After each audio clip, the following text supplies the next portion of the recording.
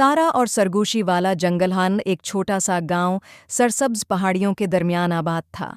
सुबह की सुनहरी धूप खेतों पर पड़ रही थी और किसान अपनी जमीनों पर काम में मसरूफ थे। इस गांव में सारा नाम की एक लड़की रहती थी, जो अपनी मासूमियत, नरमी और तजस्सुस के लिए मशहूर थी। वो रोज़ सुबह नंगे पांव शबनम से भीगे घास पर चलती थी। उसका सफ़ेद लिबास धूप में चमकता और परिंदे उसके अर्द-गिर्द जमा हो जाते थे। गांव के करीब एक प्रसरार जंगल था, जिसे लोग सरगोशी वाला जंगल कहते थे। लोग कहते थे कि वहाँ जादुई रूहें बसती हैं और कोई भी वहाँ जाने की हिम्मत नहीं करता था।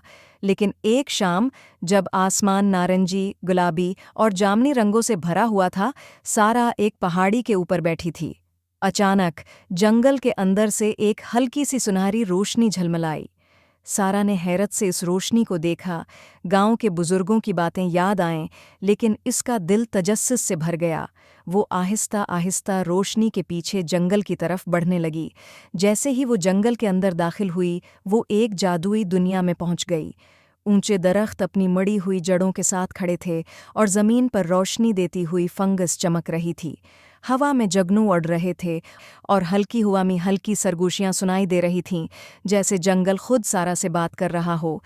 चलते चलते वो एक कदीम बलूत के दरख्त के पास पहुंची।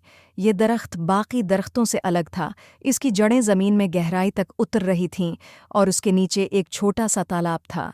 तालाब का पानी इतना शफ़ाफ था कि उसमें सितारे झलक रहे थे। हालांकि आसमान हवाई फ़ज़ा में था, पत्तों से ढका हुआ था।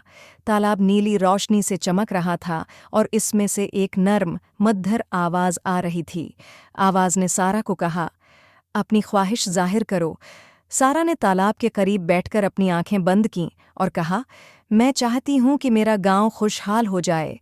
जैसे ही उसने ये कहा, तालाब ने एक नर्म रोशनी के साथ झलमलाना शुरू कर दिया। अगली सुबह जब सारा अपने गांव पहुंची, तो गांव का मंजर ही बदल चुका था।